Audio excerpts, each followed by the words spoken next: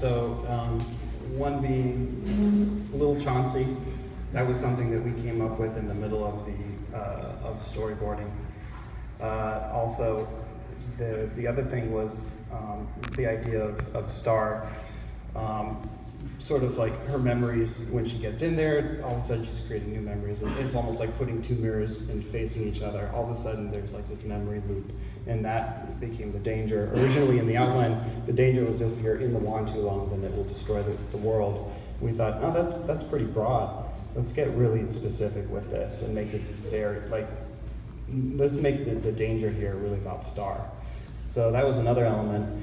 And then, just as an example of how sometimes these ideas don't come in until very late in the game. If you look at the time code for these panels, Other day modified.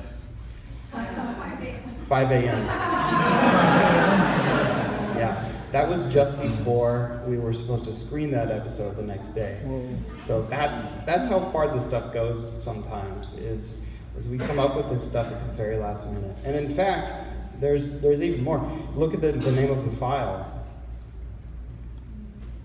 Maze, right? Oh yeah, That was the original title of this episode. It wasn't until after we had finished it that we said, you know what, this title doesn't make any sense. Let's call this Into the Wand. And then another thing that came up in post-production was as soon as Star grabs the finger, you see these flashes of all these images. Well, if you guys are familiar with that story, we also included a flash of Eclipsa in that. And that wasn't something that came in until post-production. So just, I thought that it would be good to talk about the fact that, like, you know, we start these with 2-page outlines, but that story evolves so drastically from that point until the moment that you guys see that episode actually air, that there are new things that come up even after we've gotten the animation back. That's how far we go with our stories. So, yeah. Yeah, that's something that Adam can speak to too, is our actors have to be very good at ADR as well, because we do end up with a lot of this scratch and things that are rewritten. Yeah, these shows, you know, we're doing all these episodes at the same time. I mean, sort of like, I guess, like the quick thing on the timeline is it's every single Monday we have to start writing a new episode. By that Friday, it has to be done. So we're writing an episode a week. And then we have 6 board teams going all at the same time, and they're each doing a board. So like every single week, basically a board is done, an animatic is done, some animation is locked. We have a mix every 2 weeks. We're doing records every single week. We're doing all these different things. So all the episodes are kind of happening at once. So like right now where we're at, because I'm sure you guys would be kind of excited to know that, we just started post we just did our first mix.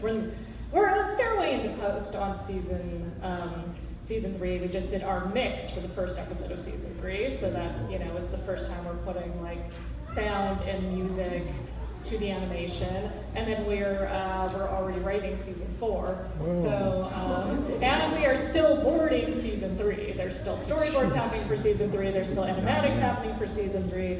So now we're doing ADR records, like post records for season 3, and we're going to be starting records on season 4. It's a lot of things. It's a lot of things. It's all like very exciting. And now let me pass the mic to Adam. I have one. You're so fancy. I brought my own. It's a voice actor thing. We just bring a mic with us wherever. Actually, that's kind of true. I do have one in my car. How's it going, you guys? Hi.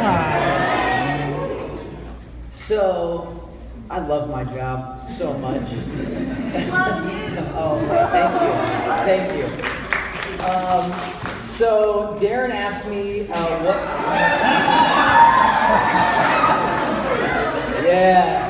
Yeah, she asked me what episode I wanted to talk about, and I said, I know which episode you want to talk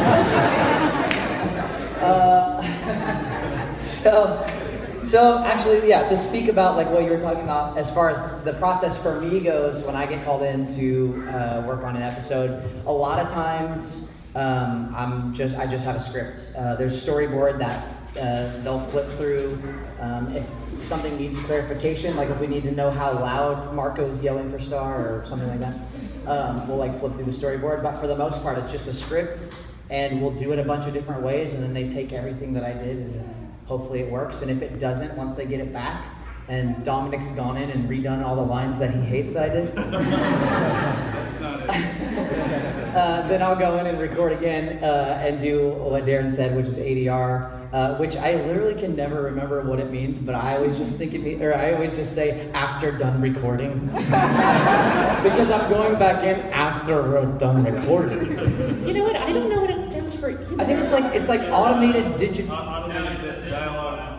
Oh, thank you, Troy. Troy, everybody, Troy. This is Troy. This is Troy over here. Troy's one of the executives on our show. Yay, Troy. If you look at my internet search history, you will see that I've looked up ADR like 382 times. I just cannot retain that piece of information. Do you want to tell them about? There's kind of a funny story with adult Marco, because we were considering getting a different voice actor. Oh yeah. for adult Marco, because we wanted a different sound, and also we just weren't sure if Adam could quite sound old enough.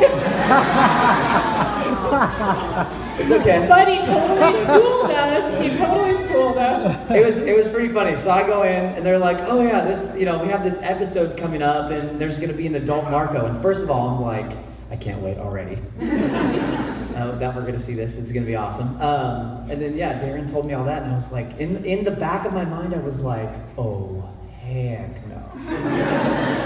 There can be only one. I was like, what can I do? I called my mom. I was like, Mom, how do I sound like a man? I called my wife. I was like, what do you look for in a guy? What can I do? So, and yeah, we just, I think what sort of helped me get there was